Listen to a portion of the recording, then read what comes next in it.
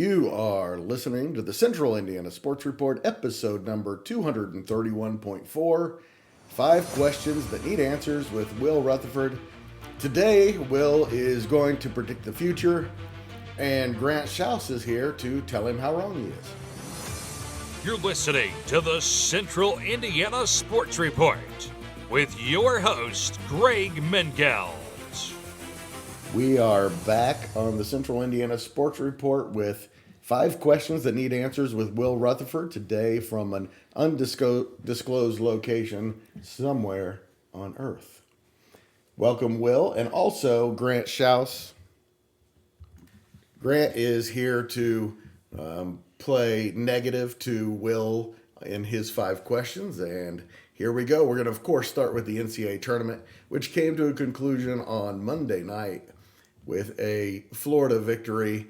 Will, you kind of nailed exactly what was going to happen in the tournament. I don't remember if you picked Florida to win it all, but I know you had them in the top, in your 5 teams that could possibly win it.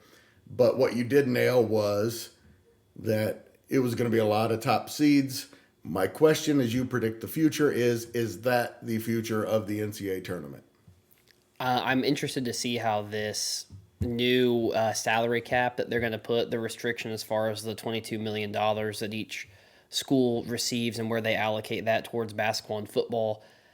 I think that will be a big determiner. However, if the tournament stays similar to how it is run now and you kind of see the same delegation as far as money, yeah, I think you're going to start seeing this a little bit more. I think that gone are the years where you get that scrappy 10 seed that has 5 seniors that have played together for 4 years, and they're super cerebral, super smart, and can just kind of outduel a team because they've got so much chemistry. I think that was always kind of a maybe Duke and Kentucky, and the big programs. A crutch for so long was most of the time they're running 5 freshmen out there, 5 freshmen that have played maybe 30 games together in their entire careers. You're talking about, going through practice from June until April, but that's still a little different than having a team that you've got 4 of the, guys that came out of the same class, have played together, developed together, were on the practice team together, learning tendencies and things like that. I do think that side of it has changed. There's always going to be upsets. You're always going to get a 13th seed that'll win, and I don't think that. I think there are times that an upset's not really an upset because we, as a sports media, typically always give the favor to the larger seed, the Power 5 conference. That doesn't necessarily mean they're a better basketball team than a Colorado State, for example, who really played phenomenal down the stretch and almost got to the Sweet 16. So I think that the run of like a 9 seed Butler. Yeah, that's probably over. That's not going to be happening until they make changes that allow it to happen again. Question 1B. To me, it seems it's because the good players from the small schools are moving up. Mm-hmm. And, there's not – you talked about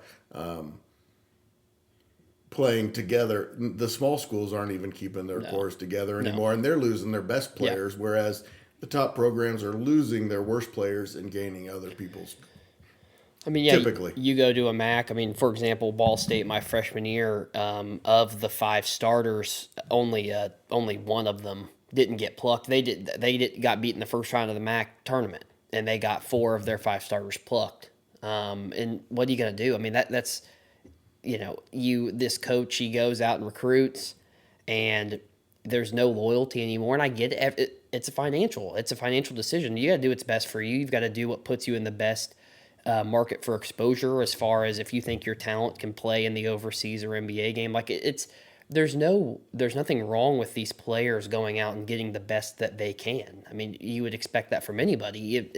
And this is America. Freedom of movement is an important thing in this country. You shouldn't hamper it if you're going to allow them to make money at all. But it does hurt the game. It hurts the game from the standpoint of, like I said, you just don't get that team that, wins a couple conference championships. Maybe this is their 3rd time in the tournament together, and they've learned from their mistakes, and the coaches developed. Even now, coaches don't stay anywhere. You got a coach that has a good run. Guess what?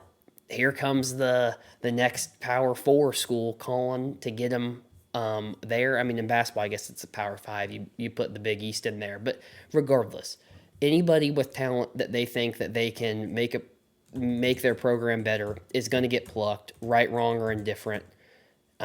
You would expect anything. If you had a better job opportunity, you would take it too. So I don't think you can never judge the players. It's they're making what the best decision for them. Most of them don't have careers after their college career. So I guess maximize the amount of money you make, put it in a great investment account. Maybe you can retire when you're 50 years old, All right, we're going to give the mic to Grant to tell you why you're wrong, although that's going to be hard to argue with.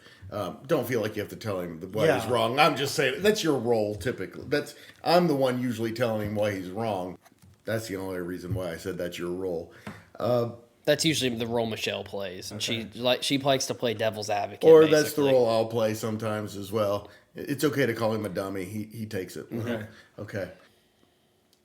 I'm going to give it over to Grant to respond, and then Will take it in whatever direction you'd like. Okay. I agree in the aspect that college basketball, especially in the mid-major level, the Ball State level, it's becoming a minor league kind of for these Power 5 schools. And it's becoming a kind of a league where, if Johnny coming out of Indianapolis goes to Ball State, has a really good year at Ball State where he averages 15 points on 40% three-point shooting, then here comes Indiana. They come calling. Purdue comes calling. These bigger schools come calling because they want someone like Johnny who can shoot 40% with shooting 40% from three at the mid-major level. So I think the transfer portal is kind of ruining college basketball in that sense.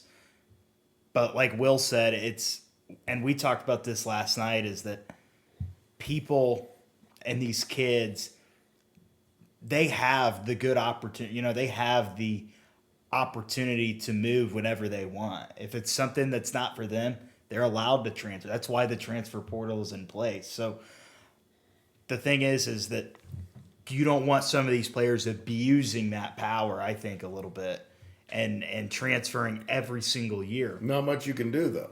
In terms of talking about the NCAA tournament and the upsets, I think it's going to be very few and far between where all 1 seeds just make the Final Four like this year. I think 1 seeds they're still going to get knocked out. They're not losing it. I'll be shocked if we ever see a 16 seed ever beat a 1 ever again. Unless it's Purdue. It's happened in the NIL. I mean, it's happened in the NIL. It has. That Purdue I'm not loss saying was. those teams aren't going to be able to beat teams in single games. No, for sure. And I just don't think also, you're going to make the run. I do agree with him that it's going to be more like 11 teams will go into the tournament with a chance than 5 or 6. No, yeah. I mean, here's the caveat to what you said as far as this kind of open free agency. When these universities start paying these student athletes, which is inevitably what's going to happen through the market share and the money share and the TV deals, it's going to get more regulated because the university is not going to want to be paying. I mean, you're going to start. I would expect you're going to start seeing contracts. You're going to see 2-year contracts, 3-year contracts, where you're going to be obligated to might play. be the answer. And I think that is I think that is to me the most to get out of it. That is the most likely. Hey, IU wants to come calling. Guess what? You got to buy him out of your contract, and then something else. There is a sense where I think that is the natural step forward as far as regulating it, and there is as far as the issue that schools have. I mean, you have to transfer in a time that you can get enrolled for classes in the next semester, and that's kind of why the transfer portal set up the way it is. I mean, we saw it in college football. I mean, you've got players that are transferring out. Their teams in the playoffs. Why? Because they have to be enrolled in classes for the next semester, and so. And that goes into the whole conversation of student athlete first, whatever. It's got to be regulated somehow, and I think the way you're going to see that is these universities are not going to want to make the investment and not see the benefit of it. You're not going to invest in a player and then they're just going to get plucked. You're not going to let that happen. I mean, say what you want. Colleges are not don't like losing money. Let's put it that way. So they're not gonna let that happen. You're gonna start seeing contracts. You're gonna start seeing, obligations that you have to fulfill. And I hope that while it's gonna basically become professional sports, you hope that maybe that will entice players to maybe make a little better decisions and stay places long. The NCAA probably could have avoided all this with stipends like 15 years ago. Yeah. Just give everybody a little bit of money and they probably could have avoided all this. I think a lot of people don't like this transfer portal and they don't like this NIL and guys jumping ship. And you'll have a lot of coaches and stuff, especially older coaches that have been around and pre-NIL and we're dealing with it pre-NIL that were clean coaches. They're always going to have something to complain about. I think as fans, and especially as the media, people love college sports because of its charm. It has a little bit of a different charm than professional sports has, like the NCAA tournament just has a different kind of charming feel to it than the NBA playoffs. Same with the college football playoff. It's different from the NFL and the Super Bowl and all that kind of stuff. So I think Will's right that it's going to move in a direction where it basically already has become professional sports. But you have to find a way to manage your money because these colleges have more money than other universities to work with. And it's all about finding basically a CEO or a general manager of your program. And you've already started seeing that can manage the money. Basically, those general managers manage that NIL money. Okay, we can give this kid this amount. We can offer this kid this amount. But we may not have that much money left over if we want to get this guy. So then you got to figure out how to relegate your money. Who do you really want on your team? Because, let's be honest. All three of us sitting here right now, somebody comes up to you and says, hey, I'll give you $2 million to come do the Southern Indiana Sports Podcast instead of the Central Indiana Sports Podcast. We're not turning that down, are we? No. It's hard to turn that down. Yeah. See ya. Just stay there in Jeffersonville. That's you know right. what I mean? Yeah. Or the northern, or the western Wyoming, if they offer me $2,000 or $2 million. Exactly. And so college kids want money, and these people just have to know how to spend the money. And I think that these colleges do need to have salary caps. I think there needs to be a salary cap for especially the larger schools and larger conferences. You have Ball State's head coach basically, I wouldn't say begging, but asking for money the other day on Twitter, putting out a video asking people to donate. So, and that money goes towards NIL funds. Yeah. Exactly, so they can compete. So it's almost sad, but it's the reality in this day and age in college sports. Question number 2, Will. There are 4 players who played in the Final Four over the weekend who look like serious NBA prospects to me. You have Cooper Flagg and Con Knippel from Duke. You have Walter Clayton from Florida and Janai Broome from Auburn. I think they will all 4 be major contributors. Will, question number 2, which one of those guys in what order makes the most impact? Obviously, Cooper Flagg's number 1 after that. I would say I think it's Broome probably makes the next biggest impact. His size and athleticism, you want the evolution of him stepping outside the 3-point line, which he did. He showed an ability to step out at Auburn and kind of space the floor a little bit, but he's going to need to go to a team where he doesn't have to be a running center. That sounds bad, but he's not somebody that's just run in the middle of the court and you're just gonna dump the ball down and let him go to work. I don't think that's what he is. I think like a player to me like Trace Jackson Davis fit that mold a lot better, quicker, athletic, a little springier. I don't think that's Janai Broome. I think he's more of a back to the basket. Hey, we're gonna go man to man and we're gonna try to score over their guard. To be honest with you, I hate to play the devil's advocate. I don't think that when it's all said and done that this draft class is going to have a ton to say at the NBA level, to be honest with you. I don't think I think it's role I don't- players. I think agree. obviously Flag was the answer. I don't think that I don't Sorry. I don't think that any of them are. I think Flag's really good. I would pump the brakes on him a little bit. I mean, you posed the question, if you were to start, an NBA franchise right now, and you could take the whole, That's question number 3. So. and we talked about that a little bit, but I think that he'll be a really good player, but I don't think he's going to be an all-world. I don't think he's an all-NBA first team ever. I don't. Second team maybe. I mean, I just think that his ceiling is good NBA player. I don't think it's great NBA player. I think it's good. I don't think that he has the scoring touch that Luka does. I don't think that he has the ability to create on his own. I think that he is a really good player. Don't get me wrong, but like that. Everybody's comparing him to this European style mold. I just don't think he has it, because I think what separates those guys so much is their craftiness, their ability to get I want to be buckets the at one any. this time to tell you you're wrong. You gladly can. You are wrong about this guy. I'm not saying if I was starting a franchise, everything was and the entire league was starting over, he'd be the guy I'd build around. But he'd be in the top 5, I'll tell you. No, that. I don't. He wouldn't be in the top 5 for me. I don't think he'd be in the top 10. I don't know if he's in the top 20. To be completely clearly, honest if you don't think he'll ever be a first team I think All-NBA. that I think he's really good. I think he's very talented. But I think that he is a 6'5" kind of guy. Really good role player. You'd love to have him on your team. Is going to make a team a lot better. I just think that he's going to end up being just good, not great. Over or under Gordon Hayward? I think if he's Gordon Hayward, then it went the way you wanted it to. Wow. So not a franchise player.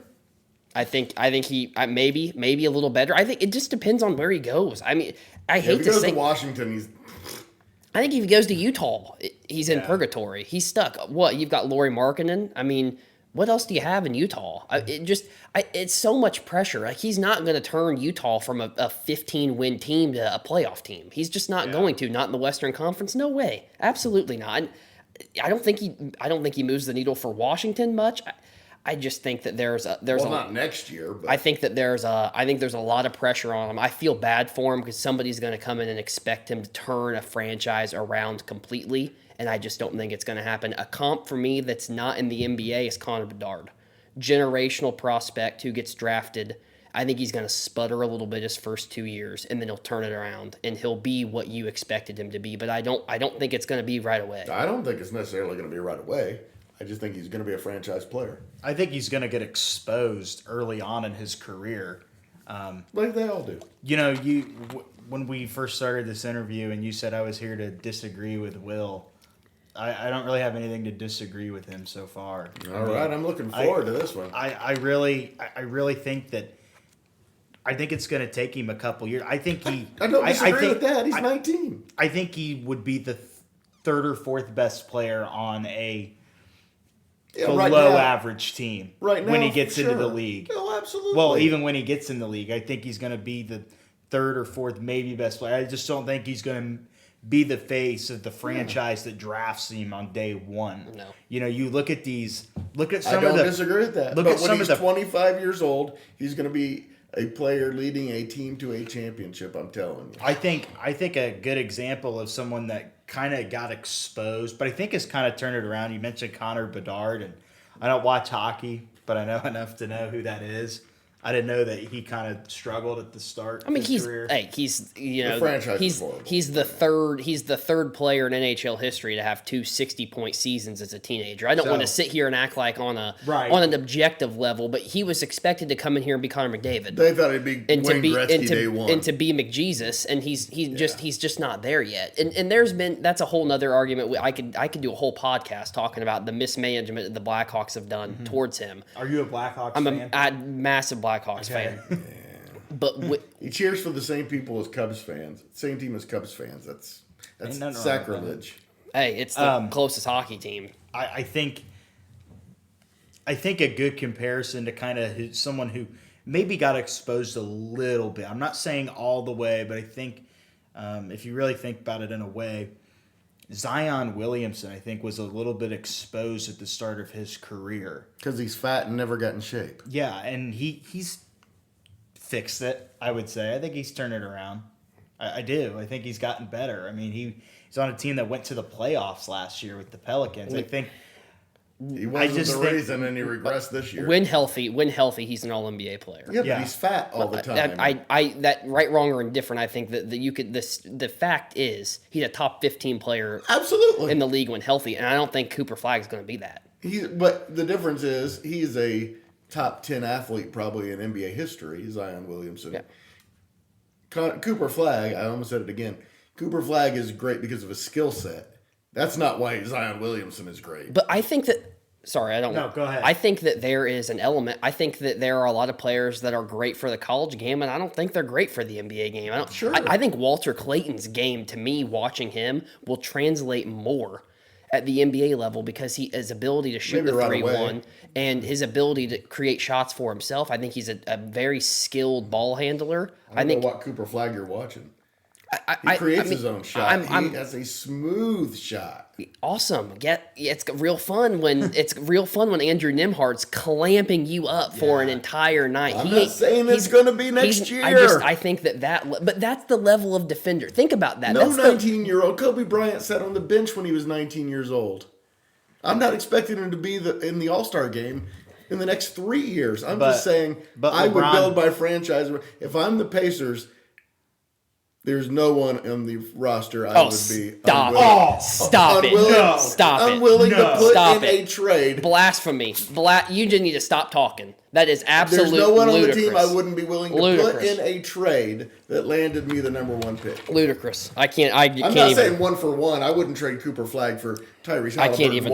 The fact that you'd even I'm saying there's no one I wouldn't be willing to put in a trade that acquired him. Okay. I'm going to move on now. After that, just to a different player. I think I talked about it during our Final Four, kind of with Knipple a little bit. I just think athletically he's going to get exposed at the NBA level. But there are a lot of bad athletes in the NBA because of their skill sets. Where are they? Where are the bad athletes in the NBA? There are tons of them. There are 3 or 4 on the Pacers themselves that aren't very good athletes. Thomas Bryant, for example, is not a great athlete. TJ McConnell is not a great athlete. There are a lot of great non-athletes in the NBA because they have great skill sets. But you just answered my question for me because all those players are role players. Yeah. And they're bench guys. That's and what that's I expect Knipple to be. Yeah. I mean, I wasn't expecting him to be an all-star. Michelle was super high on him during our Final Four. I think Clayton, I think Knipple, and I think Broom are all role players. I think they could all be good role players. I'm comfortable saying that. I think that they're all going to be good role players that have 8+ year NBA careers. I don't have any issue saying that. I just think that everybody needs to pump the brakes on the Cooper Flag. Cooper Flag right now, in a 1-for-1, I would still take Wembanyama over Flag because I think that's a good argument. Yeah, for sure. Because the athleticism is just so different. The size, there are other Cooper Flags at the NBA level. There's no Wemby. He's a 50% 3-point shooter. I mean, this guy. Those exist in the NBA. I understand, but this is a guy who's 6'9", can score at the rim, great passer. Step it back 3 more feet. Passer. I mean, that that 3-point line gets a little further, and those averages come down a little bit. And he's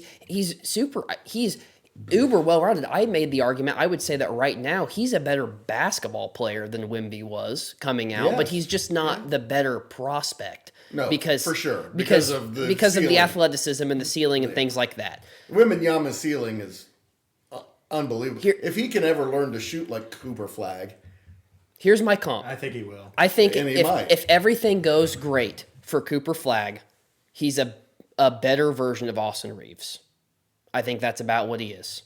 I think if everything goes perfect, he's Luka Doncic or more dynamic. That was the greatest look I ever got in my life. Grant disagrees. I mean, let me ask you a question now. Yeah. Have you ever watched basketball? Yeah, Luka Doncic is a once in a generational European talent.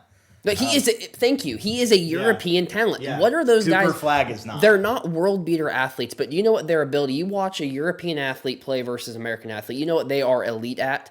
They are elite at space. stopping their body on a dime. Hey, I'm going to get to the elbow. Well, you're going to get past the elbow because I have stopped and I am stuck here. Also, I'm not going anywhere. The stop and start, they're not like off the charts athletically like that. They're kind of like baseball athletic, where it's like the little intangible things that make no sense. That's what they're so good at. I think Flag has that. He's got those instincts. I also think that European basketball, not to go on a tangent or get off subject, but I just want to say this, European basketball, I think nowadays is taught better than American basketball. It is because you don't have the AAU running Yeah. it, and it's not a me. It's not an isolation game. No, They play team basketball. That's not to say all AAU is bad. No, Because of not course not all Of course AAU not. is bad. I think some of it has a stigma, but Yes. Cooper Flag is the product of ballislife.com posting his highlight videos when he was a sophomore in high school. And because he was a 16-year-old or a 15-year-old able to run and jump and dunk in Maine, out of all places where, Yeah. No, I just think that the media hype has kind of gotten over I've seen him play. I have too. I think he is an incredible basketball player. I don't want anybody listening to this to think I'm hating No, of or anything course. like that. I just think that that people need to temper the expectation because I just don't think that you can correctly expect him to come out and just be flip a that would be franchise. But stupid. that's but you're the minority of people that don't think that. That you think, hey, we need to give him But 3 no or one's 4 ever years. done that. No, but people. Larry Bird but- did but it. pe- Magic Johnson. Those are the last two to do it. But LeBron. But most sports fans. Wasn't even in the playoffs for 5 years. It doesn't matter. He flipped that franchise around. He was supposed to be the next big thing, and he lived up to the Yeah, hype. after 5 years. No, I'm talking right away. He did it right away. By the way, I don't know if you. I don't know. 24 games his first year. I don't know if you know this. I'm a big LeBron lover. Great, so. but he was not great right away. He was a good individual stats guy, No, but he was not a great basketball player. no, right away. that's wrong. It's just Okay, wrong. so I want to recap real quick. Flag absolutely is going to be the most impactful. Yeah, I think sure. 3rd team All NBA. That's if he gets there, I think everything went really, really well. So Danny Manning, you probably don't remember No. him, but also a college star. I'm gonna go Broom, Clayton Jr., Knipple. I think in that order. I want to say something real fast about Broom and Walter Clayton Jr. and the fact that they improved so much yeah. from year to year shows me they're gym rats. Yep. And they're the exact kind of guy you want on your team. Yeah.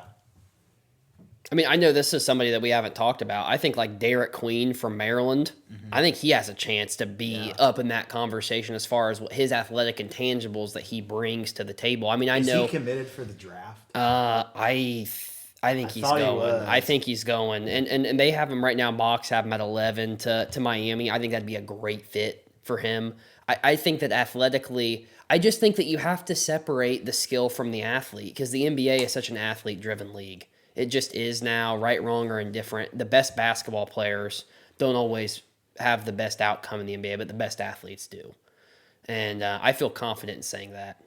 No, it's the guys who work hardest. Well, are the sure, ones but who- the guys that work the hardest and are the best and athletes. are the best athletes. I see what you're saying. Yeah, I think there's something to that for sure.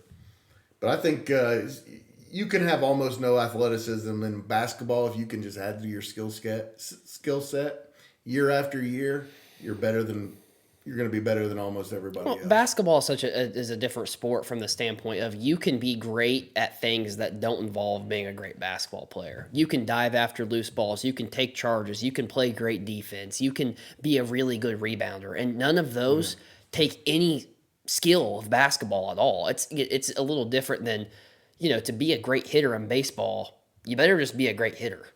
Like to be a great swimmer. Exactly. You better just be a great swimmer. Exactly. Like there's just You got to have the right bone density. You got to have the sprinter. You're either fast or you're not. Football and basketball are different, where you can kind of make up for areas that you are not as gifted in naturally. But the problem with that is when you get to the highest level, those start getting exposed, and you better start being able to work on those things. Experience and repetition are most important. And golf, tennis, basketball are the ones that come to mind to me. I'm sure there are other, soccer, hockey, things like that. But in my mind, those are the three where if you want to be great, you have to be out there. Oh, the volleyball. Yeah. Man, they never stop in volleyball. I feel like most physical sports, you can overcome lack of skill with just heart and grit. Yes. Hockey's a great example of that. There are some really not I mean, the kind of guys, they're going into Saskatoon out to a barn out there in the farm, they're the best player and making everybody look silly as far as skill. Even your fourth line plugger on an NHL team, but they get to the NHL and it's like, okay, well now we're not the best anymore.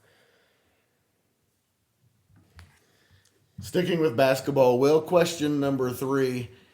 So tomorrow the NBA decides they are going to scrap everything, put everybody in a draft, and your franchise gets the number 1 draft or the number 5, 1 through 5. Who are the guys who you take, having Cooper Flagg in mind? I think he's top 5. You guys clearly don't. That if you're going to take and build around a guy, who's it going to be?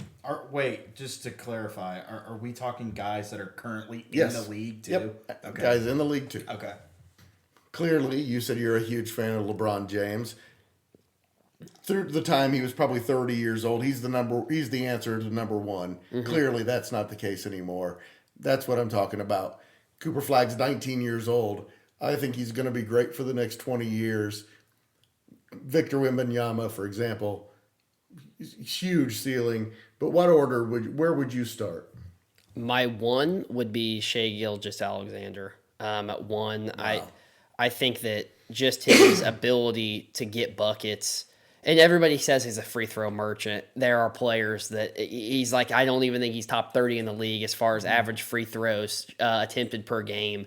Just what he's done to Oklahoma City. He's the building block, the keystone of what that franchise has become. And he is the end all be all. I think he's got a very Kobe mindset where he is just a bucket getter. And when come playoff time, I want guys that get buckets. I want guys, hey, when the going gets tough in the fourth quarter and we're down 5 with a couple minutes left, who am I getting the ball and getting the hell out of the way and saying, go to the rack, get me something? It's him.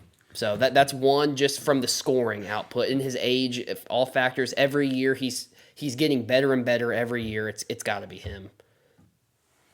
Honestly, I think the guy I'd want to build around is Joe Ingles. I'm just kidding. I'll be honest with you. I don't watch as much NBA to really get a real firm grasp on who I think are the best players. I mean, I know who the best players in the league are, but to really know if you'd want to build a franchise around him, one of the first names that would come to mind is Nikola Jokic.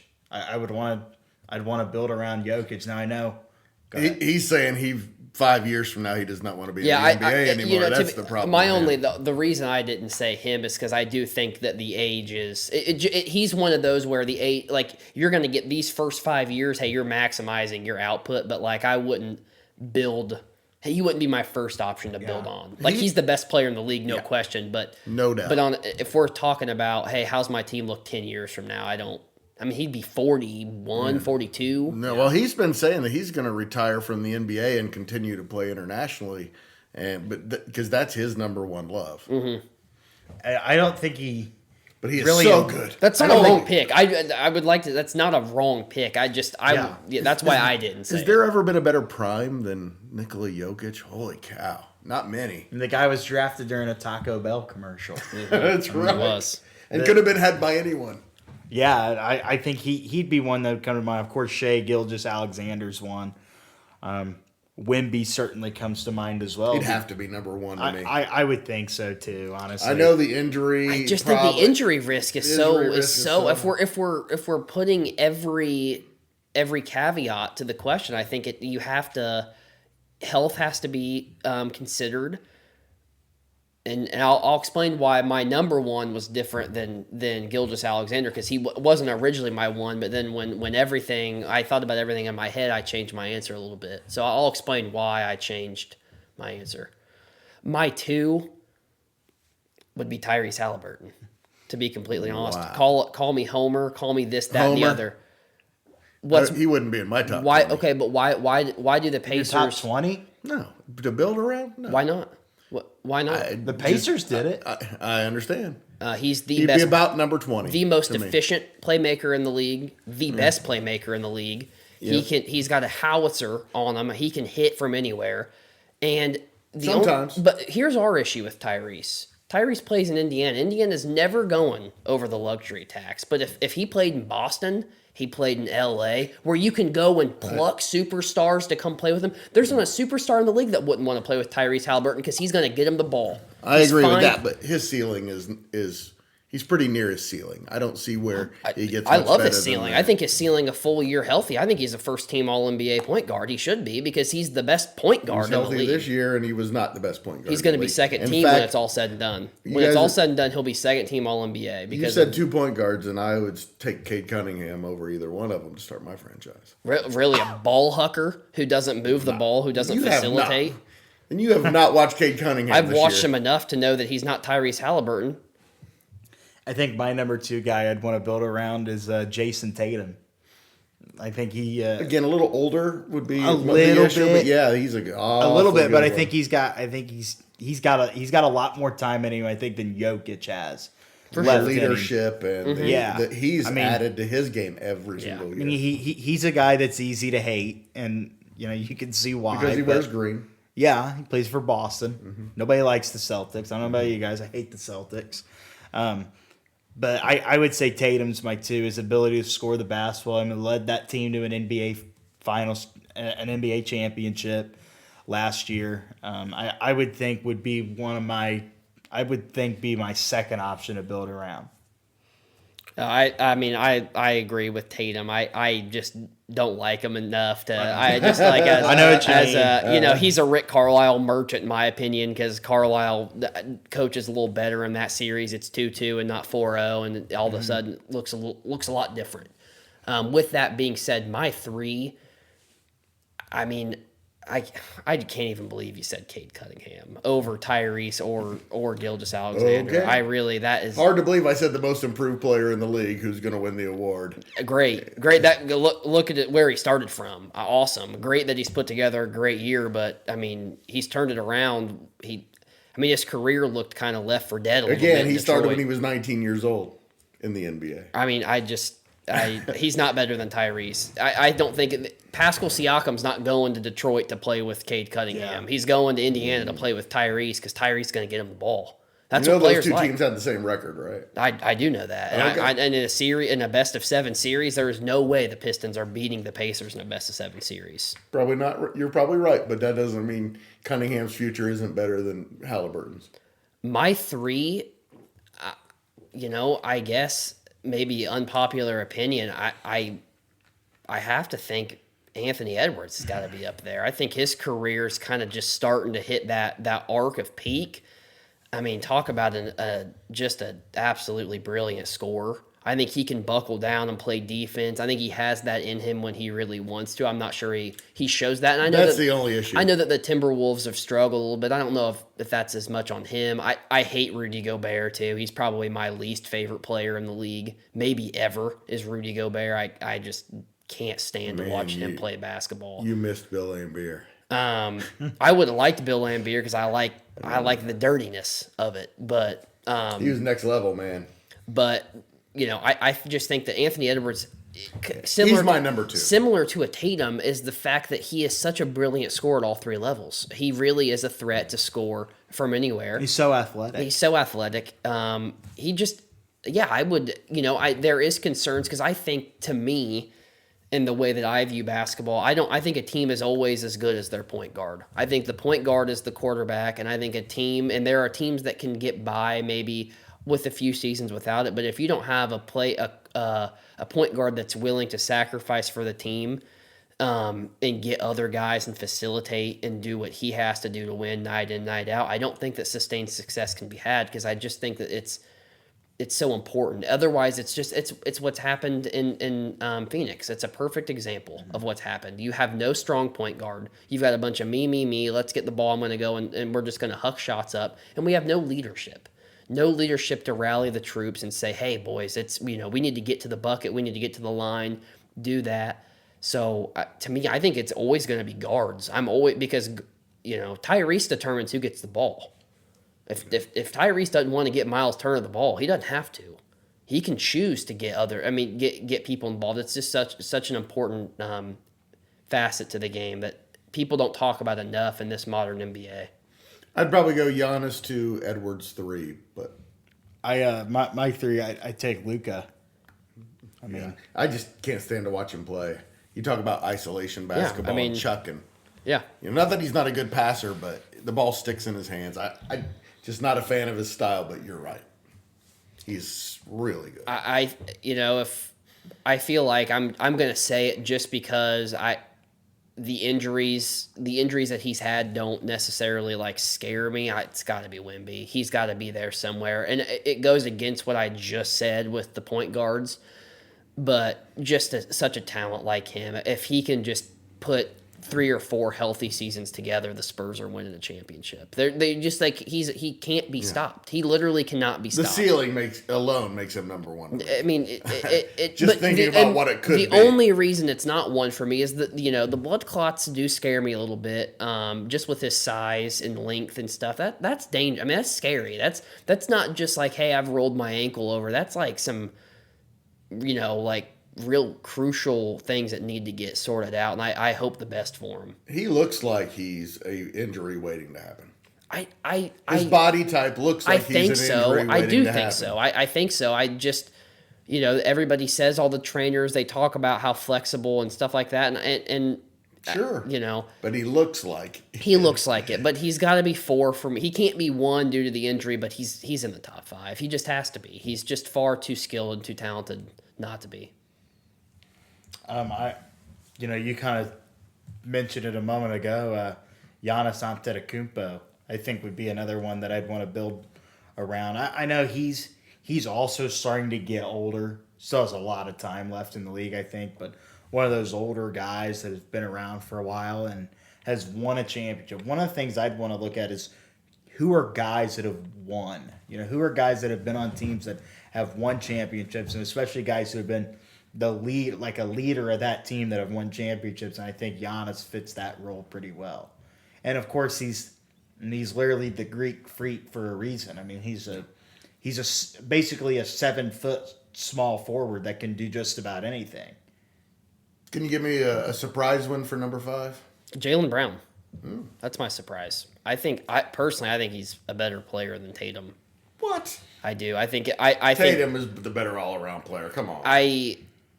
You might like him better. I think when you watch a game, I think that Tatum, just by how they play, kind of jumps off the page a little bit. But I think all the little things that I like, Tatum's cringy.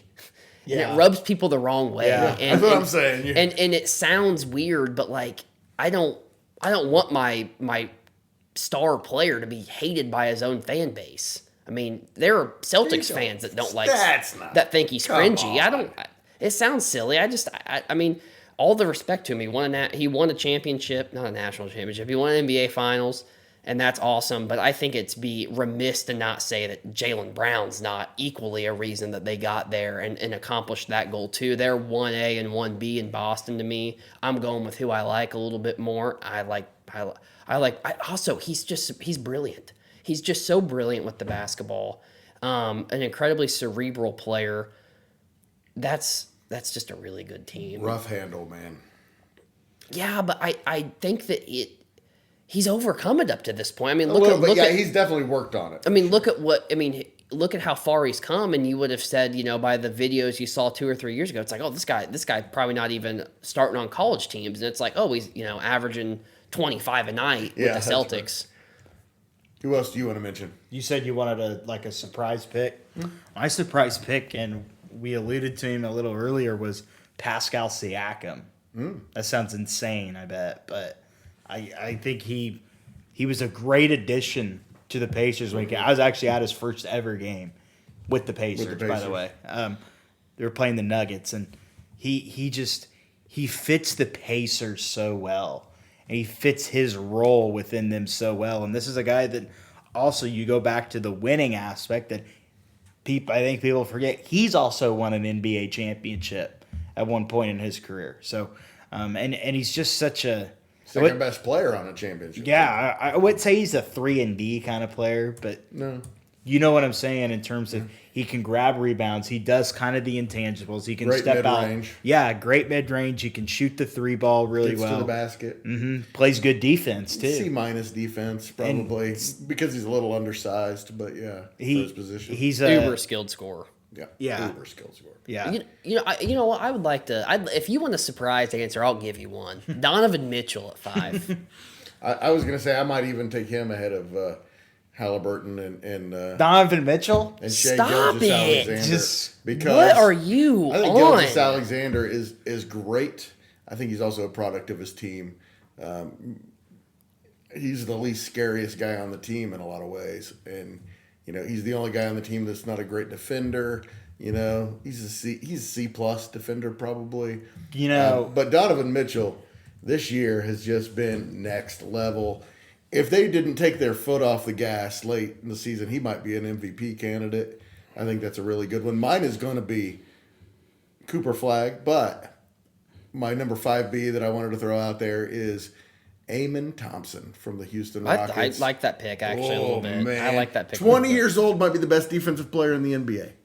Wow. I don't know. I've been watching Nimhell roll around on the Yeah, court. but Nimhard's good in certain circumstances. Sometimes when he's defending, he gets burned a lot. But in certain circumstances, he's really good. He went on a mythic run with.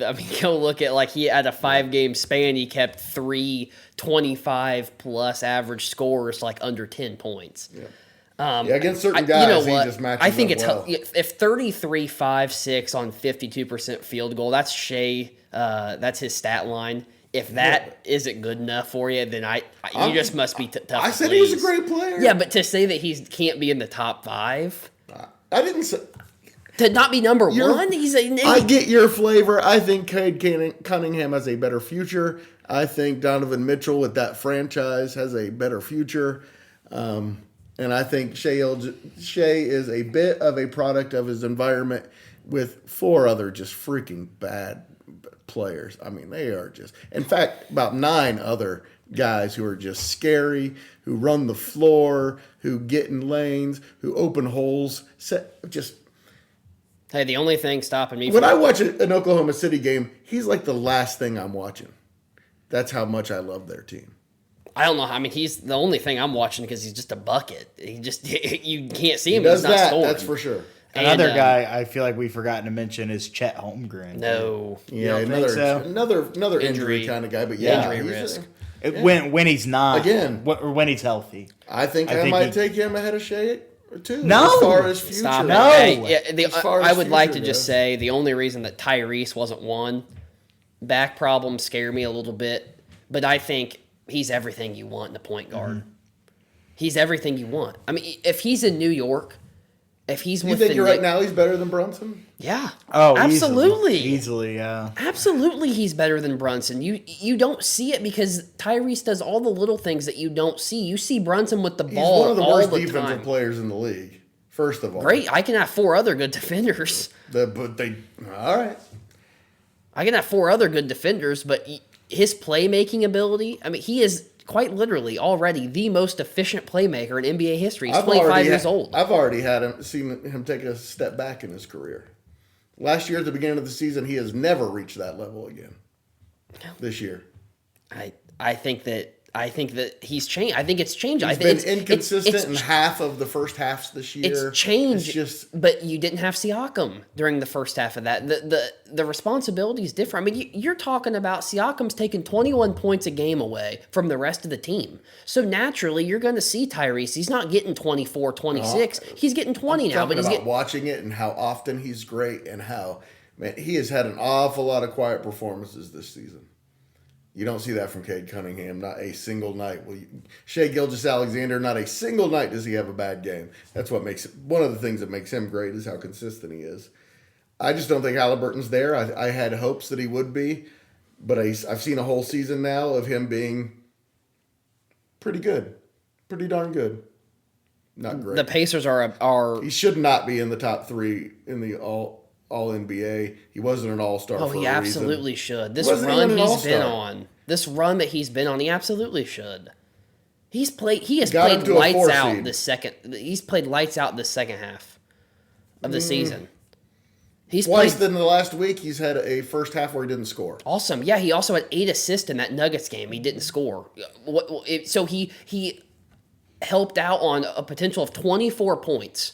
He is the direct reason for 24. It was possible. a really quiet 8 assists too. At one point, I asked if he was even playing, Well, and that's still you don't do that with the best players. in the then league.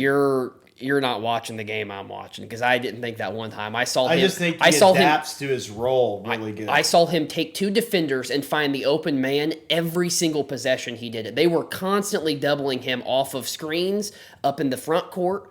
Every time he touched the ball, he's navigating around 3 defenders and he finds Obi Toppin open in the corner 8 times in the game. I mean, what more do you want from the guy? He plays the most selfless. play 48 minutes every night. He plays the most selfless brand of basketball for a star in Then the play NBA in the defense. entire league.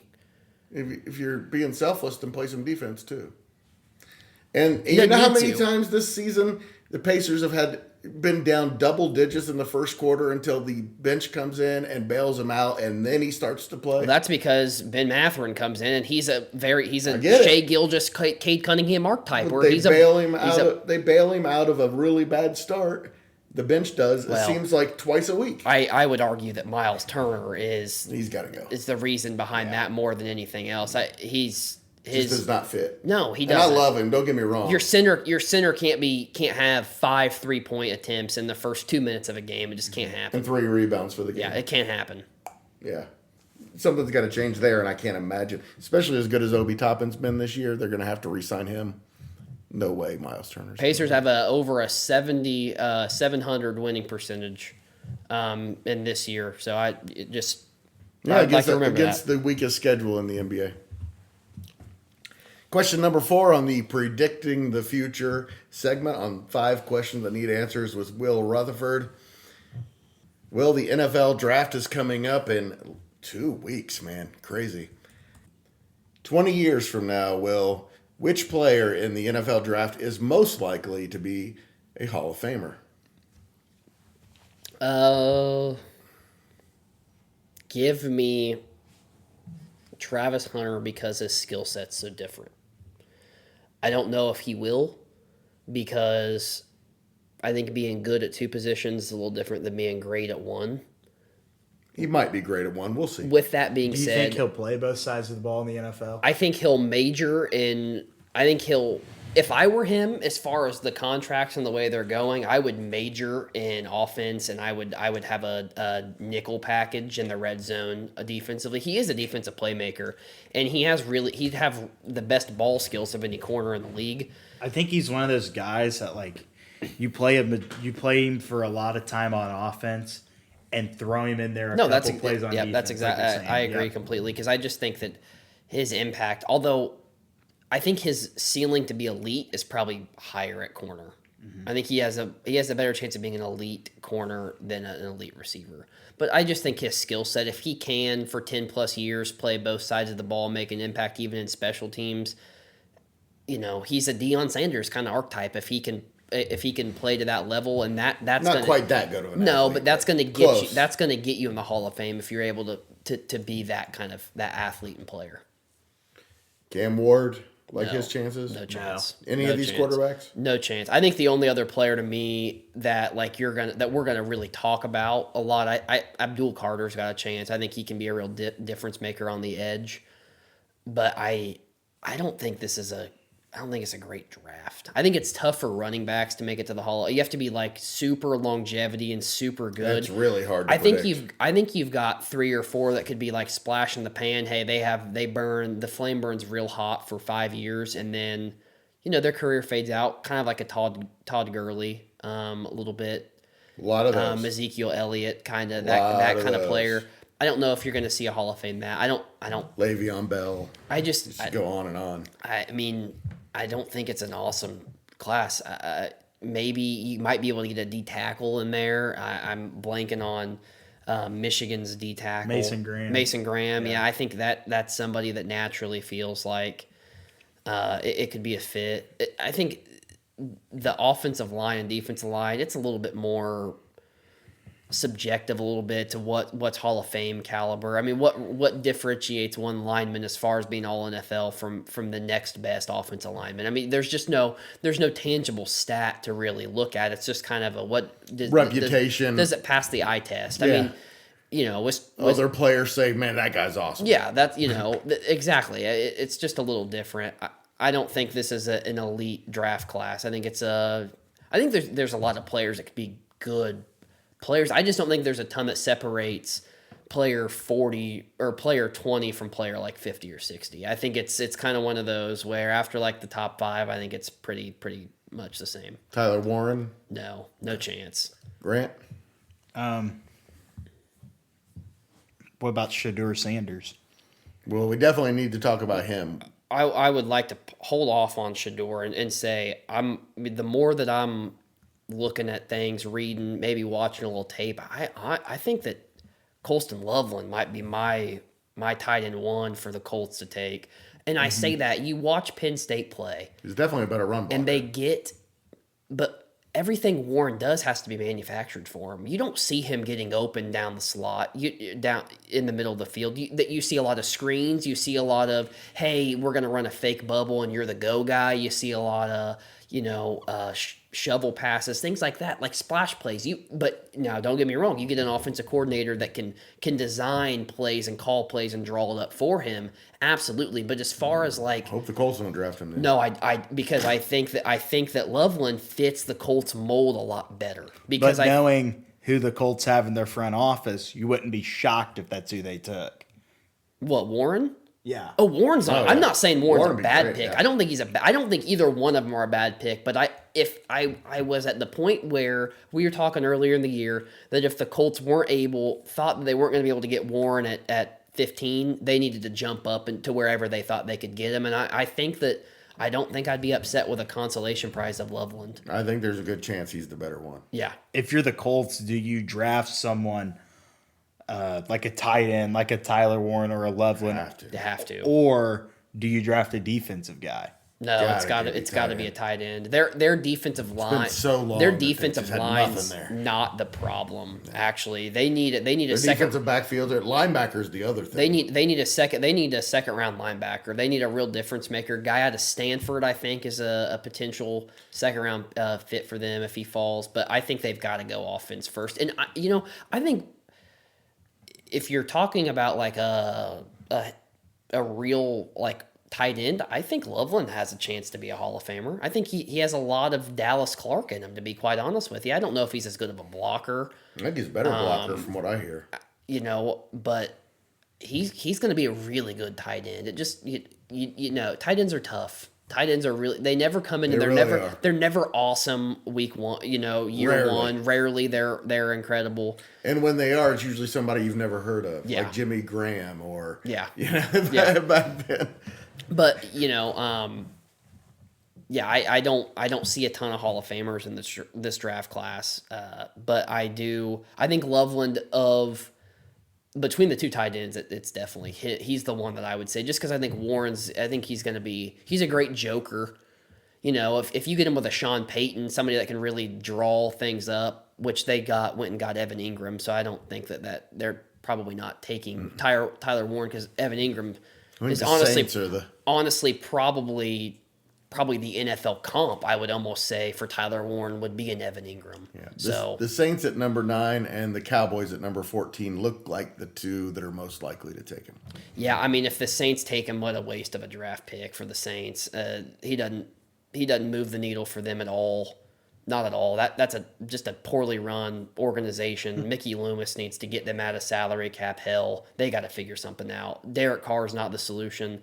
If Shedeur Sanders is there at 9, they got to take him. And I know I got to say that was kind of a natural progression into that conversation. But let me ask you, what did you think of his showcase?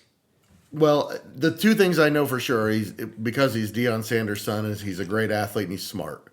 Those two things I have no doubt about. Does he work hard? I don't know. Does he process information as quickly? Whatever, I don't know. But watching him throw the ball 75 yards in the air without looking like he's throwing the ball very hard, that really raised my eyebrows. I didn't know he had a cannon like that. I knew he threw for a lot of yards. I did not know he had a cannon like that, and with such ease. He threw it with such ease. I think it's funny. I don't think he's a great athlete. I don't think he's a great NFL. Well, he's not athlete. an elite athlete. Like no, his dad, I don't. But he's a great athlete. I think he's a. I would say Bo Nix probably a better athlete than Shedeur Sanders is. If we're going off that comp, after watching his showcase, I still don't think I would take him over any of the 6 that were taken last year before him. I think Sanders would be quarterback 7, probably taken. With that being said, ceiling. He looks. I think his ceiling is good NFL quarterback. I think he has a chance. I think it's really going to depend on where he goes. I think he needs to go to a good organization. I think that will be very important. I really feel like I've heard the Raiders talk about Genty a lot, but I feel like, well, no, actually I say that now. They're not going to do. They just extended Geno Smith, so they're probably not going to draft a quarterback. Genty, you said. Genty. I've heard Genty's been mocked to the Raiders an awful lot. Mm-hmm. And they're not taking a quarterback. No. Had they not extended Geno, I would have said that felt like a real natural fit just with his relationship between Sanders and Tom Brady. They believe he's the answer. Who does? The Raiders believe Geno's the answer. Yeah. I mean, for establishing the culture that they want to, that's probably not wrong. Yeah, I can see what they're thinking. I think Shedeur's going to be one of those where he's going to have to go to a place where it's a good. I don't think he's going to be like a Jaden Daniels where he jumps into a burning ship and he writes it and he's just this incredible rookie year that he changes everything. He literally changes the entire direction of a franchise. I think he's one of those that maybe after year 2, year 3 you say, hey, this guy's probably a top 10 quarterback in the league. I don't think that's wrong to say. I don't know. I think he has a really high ceiling with that kind of arm. I think his arm is... Accuracy is another question. I think that he's a little questionable sometimes as far as the accuracy downfield. He's got the arm. I don't know if he's got an elite arm like the top 5 to 8. It looks smooth, but it's a little different. You see Josh Allen throw football, it looks different. Josh Allen. You see Richardson throw football, it looks different. I mean, it looked like Richardson throwing the football. You see, honestly, I know I'm going to get flack. You see Lawrence throw a deep ball, it looks different. Those quarterbacks that have effortless 65. I thought that looked like Richardson. It kind of reminded me of back in the day. You probably wouldn't remember Jeff George and his. He was the number 1 pick in the draft because of his workout. And just throwing the ball so far on without even looking like he's trying. I think the issue with Shedeur that I really have is you watch his college tape and they didn't do that. It's not super exotic. That's why I was surprised by it. It's not, it was kind of a it was kind of a pretty, hey, we're going to get the ball to our playmakers in the short field in the, 7 to 10 yard range, and we're going to let Travis Hunter and the receiving core kind of go to work a little bit. So it's interesting to, see that arm because you didn't see that. It was kind of one of those that I think surprised everybody a little bit, but I don't think he had the effortless arm that some quarterbacks do. I think he had a good arm. It's above average arm. I don't know if it's at that elite level. You watched. I didn't think so, but I saw that video, and now I think I might have been wrong. I think Dan Orlovsky, who I really respect as far as a quarterback evaluator, says that Shedeur Sanders is his toughest evaluation that he's ever done. And I don't necessarily disagree with that. I think it just depends on the coach he gets, the sort of like coaching tree that he kind of works under as far as the offensive scheme, where he falls into that. I just think it's so vitally important for him. It's going to be the first time that he's been under a regime that's not ran by his father, that's with a different system. And I'm not saying he's some daddy's boy or whatever and that he can't go out on his own. I'm not saying that at all. I just think that it's going to be a little different because his college experience has been the same system, and you just didn't see a lot of the NFL throws when you turn on a Colorado game that you see from other people. That's why I was pretty low on him until I saw the video. He's going to be taken. Here's what I'll say. He's going to be taken above where he probably belongs to be taken. I think that that's fair to analyze at this point. I mean, Bo Nix, you saw what he turned out to be. He was taken at 12. I'm not taking Shedeur Sanders. And everybody said that Bo Nix at 12 was a huge reach by the Broncos. I think that Shedeur, to me, about 21 to Pittsburgh, that's probably where he should go. Where he will go, that's a different story. I could see him slipping. I think he could be the surprise where he slips a little lower than people think. I also think he could be taken 2, and I wouldn't be surprised with that either. He's like that Will Levis. I like Deion Sanders' genes. I'm just saying. It doesn't always work that way, but man, he was one of the smartest, most heady players that you've ever seen. For sure, and just saw the field differently than everybody else. For sure. And if you can turn that into a quarterback or even close. Yeah. Shedeur knows the sky's the limit. Shedeur knows what it takes to be a professional. No doubt about that. I think it just comes down to, can he elevate himself above the field? I wouldn't be surprised if he was Bo Nix. I wouldn't be surprised if he was Bryce Young in their rookie years. He could fall at both ends of that spectrum. So, yeah. But not Jaden Daniels. No, he will not be Jaden Daniels. He will not be Jaden Daniels. Could it be Caleb Williams? Somewhere in there, right? I would say that if you were to kind of look back at how the quarterbacks kind of fell last year, I think you would say that based on the years, I think you'd say you'd say Daniels, you'd say Nix. Some people would probably say May over Williams. I tend to fall in that field a little bit too. I think it's too early to tell what that Bears I do. I think it's too early to tell. So but just right now, I would say, just based on what was put on tape last year, I would say I would still put May over him, just because I like the way Drake May's built. I like the way he's put together. He gives me a lot of Josh Allen vibes. You know how I feel about Josh Allen. But I mean, if he's Bo Nix, I don't think anybody's going to complain. I mean, Bo Nix was, in any other years, the rookie of the year last year. So, I mean, and think about this. Andrew Luck didn't win the rookie of the year his rookie year, and I don't think anybody would have said after year 3 they still wouldn't have rather had Andrew Luck over Robert Griffin. So I remember somebody saying it and everybody laughing at him. Yeah. So, one guy I'd say to look out for is linebacker Jahad Campbell. He's a great middle linebacker, and he's got great pass rushing instincts from the middle. That's a guy I would keep an eye on. Gives me Micah Parsons vibes a little bit. Not sure he's the athlete, but I think he's just as explosive, really. If you look at the college tape, I agree with that. That's a really good name. He's one of those. I think you could see him climb on draft day probably higher than anybody initially thought. We have these mocks on there, mock 4.0. No one has a damn clue what's going to happen. Because everything is reaction. After the first pick, it's all reactionary. After the first trade, it's reactionary for sure. It's all reactionary. Everything changes. You have no idea how the board's going to fall. At least at the beginning of the draft, they have some idea. But once there's a trade, everything changes. I think the only thing that seems like a sure bet's Cam Ward at 1. After that, I'm not sure. Yeah, there's a lot of question. Which I would just like to say as a Colts fan, I'm not upset that Cam Ward's coming to the AFC South. Question number 5 in Will Rutherford predicts the future. I want to know if your prediction has changed at all about the World Series after 1 week.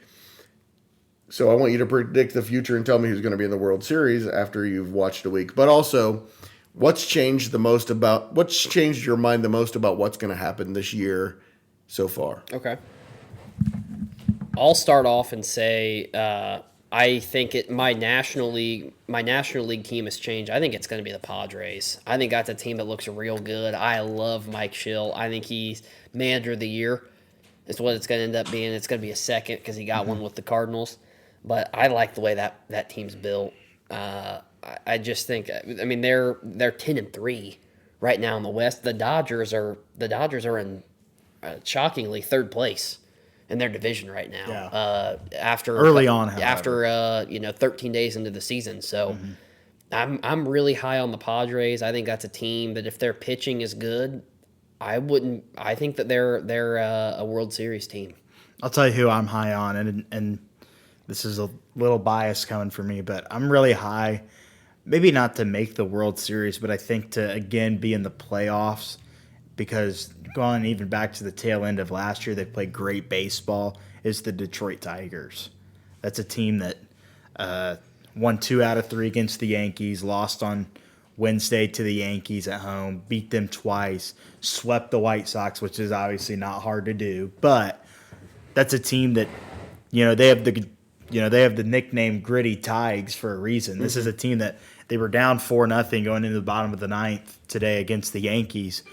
And ended up scoring 3 runs, had the tying run on second base with 2 outs, and still ended up losing. But they had not scored till the bottom of the 9th, and they finally pieced it together. And you could see the grit and determination within those guys, with guys that aren't franchise players. They don't have an Aaron Judge. Like, they don't have a pick one. They don't have a Fernando Tatis Jr. Yeah. They don't have a guy that's going to be on the cover of MLB The Show, you know what I mean? But Spencer Torkelson and some of those other guys that they have, Bo Brisky, one of their pitchers, Tariq Skubal, maybe one of the best, if not the best pitcher in baseball. That is a really good Detroit Tigers team that I think could have a run deep in the postseason if they don't fall off the rails, and knock on wood that they don't. Yeah, I mean, I can't disagree. I do tend to agree with you when you say, they're not a World Series team. I think we can kind of say that, just the way that they're probably not going to win the World Series. No, they're not. They're a team that they could sneak into the ALCS. Yeah. My problem with that division is that all of those teams are clumped together outside of the White Sox. I mean, the Tigers may very well not even win their division. I mean, exactly. You could might be in the wild card. You could make an argument that none of those teams are division. You could make an argument all of them are going to win the division, except the White Sox. I said the Orioles, I believe, was my team. Coming in, it was Orioles, Dodgers was my. Well, actually, I think I had Diamondbacks. You did have the Diamondbacks. I had Diamondbacks Rangers. I believe is what I had. Rematch of 2 years ago. And you know what? I'm going to stick on the Rangers train. I think that they have a chance. I think that's a team that's a bounce back from last year. It was a strange year. Evaldi's pitching lights out. You're going to get DeGrom back. They have a good, not great bullpen. But their offense, if Seager's right, if Marcus Simeon's right, Josh Jung's right, Jonah Heim can take a step forward. This is a team that can make some splash moves, especially at the deadline. They're a team, they're not against kind of putting the chips out on the table and going and buying talent when they need so. I think if that's a team that's hunting and there are teams willing to sell at the deadline, I think that's a team that could get a lot better in a hurry. I like the way. I also think I don't think that's a great division. I think they're probably going to run away with the AL West. So Padres and Rangers are my 2 teams. I just think they're kind of on a collision course. I kind of listed off, Mike Schilt, great manager. That's just a good team. That's a good aura. That's a good ballpark. I think the Padres are going to be really good. I can say with absolute certainty that the Cincinnati Reds are not making the playoffs. I was thinking the same thing. And that team couldn't scrub a run together if their life depended on it. I don't know. I think they ended up actually losing today too. But they've really struggled scoring off. We'll laugh about that at the end of the year. I hope so. As long as Matt McClain isn't a full-time injury like he was last year, which he's already on the IL. If that's the case, then but the top of that rotation is so good. Thing is with So the Reds, dude, is that stadium's about to be underwater. Yeah. I mean, It's a tough ballpark because every team has Great American circled of like, hey, we can get our offense right here. 'Cause it's a hitter's This park. is a hitter ballpark. Yep. They've given up almost no runs this year. That's though. because it's been so cold that, Yes, the that's ball's true. just not flying. That's the, spring baseball is kind of gross. It Really is, up until yeah. you get to the middle of May. The weather's cold. Like, everybody. It's hit or miss It's on really, weather. the especially. Reds are going to be fine, Will. I hope so. They're I'm a gonna Tigers. get in the playoffs and they're going to make some noise. I'm a Tigers fan, but I want to see them have success. I still follow the Reds, all that kind of stuff. I love Ellie De La Cruz. I mean, he's not. He's got a hole in his bat. I don't think he's the greatest player He's in the the league. most overrated Just player. strikes You think out so? much. But if he He's- could fix that, It's either a gotta strikeout or a home run. Yeah. Well, Yeah. that's not. He's also a great base runner. That's the thing. He that is. people No, don't- he I think is. he's a good fielder. decent, average. Good. He's a horrible Got a defender. think great so? arm. He is can a hit the horrible ball. Got great defender. range and a great arm. He's still not very good at this point. mean, but he can be. What I hate about him is that in a few years he's going to be a Yankee or a Dodger. I mean, I think I think he would I get. don't think so I either. think I do. think- I think he gets swept up by the big market team. I think that he's not reached a ceiling yet, but I think you've kind of seen what he is. Unless he fixes the strikeout. I don't, but strikeouts aren't something that hitters typically they Yeah, either a lot kind of 'em of come do, in yeah. with a big strikeout problem Power and they hitters fix it, man. A lot of them do. we must not be watching the same Maybe power not hitters. anymore. Maybe not. Maybe I not think these I days. don't I think I mean even Aaron Judge, for as skilled of an offensive bat as he is, he's still going to strike out right around 200 times. I mean, and Ellie De La Cruz doesn't have the bat to ball skills that Judge does. So I think Ellie he's a really good player, but he is he's not great yet. Well, we went a little over our time for what we usually do, but we had a guest here, so it's to be expected. But this was a lot of fun, as usual, and we'll come up with another theme for next week. And maybe I think we might go do 5 most likely in every sport Okay. again. All right. And, of course, we'll talk Indy 500 Yes. starting next week. Please forget the lack of edits. If I said something stupid in there, it's still in there, but I am not editing this. So you're getting it how it came out. So, Awesome. Will, Grant, it's been a lot of fun. Yep. Thanks, Greg. Yep, thank you. If you're interested in seeing the Central Indiana Sports Report continue to grow and thrive, please share these episodes with your friends and family.